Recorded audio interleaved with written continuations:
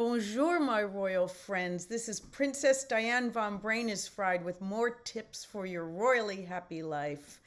Today, I'd like to talk to you about not becoming a slave to your routine. Now, the context is it is really good to have habits, especially, of course, healthy habits. And a habit is something that you do over and over again so that it either gets into your subconscious mind so that you kind of go on autopilot to do these habits. For example, in the morning, I have a routine and I don't like breaking this routine because it's healthy. I meditate. And then after that, I have some affirmations that I say to myself, and I also do some stretching. This routine is not only good for my mental health, but it's good for my physical health. But one day, and after that, I go downstairs and I have breakfast with Howie, my husband, my prince husband. And I love that. We have a fantastic cup of coffee. He makes a wonderful coffee in the press. It's in a Yeti so that it stays nice and hot. I have French roast. We have Italian. It's combined. We have the perfect brew. And then we go for a short walk and then we start the day. This is a wonderful routine for me every single day and I look forward to it.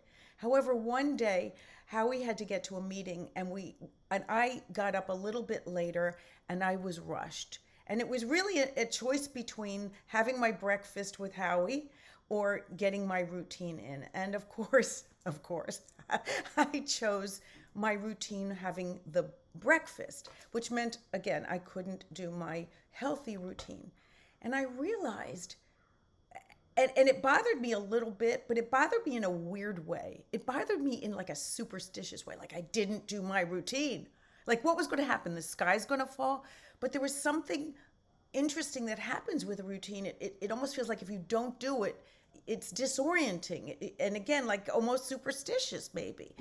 And I realized, that's not the purpose of a routine. The purpose of a routine is for your health, mental health, physical health, if again, it's something that you've put together for those reasons. And it's not to make you uncomfortable if you can't follow it on a particular day.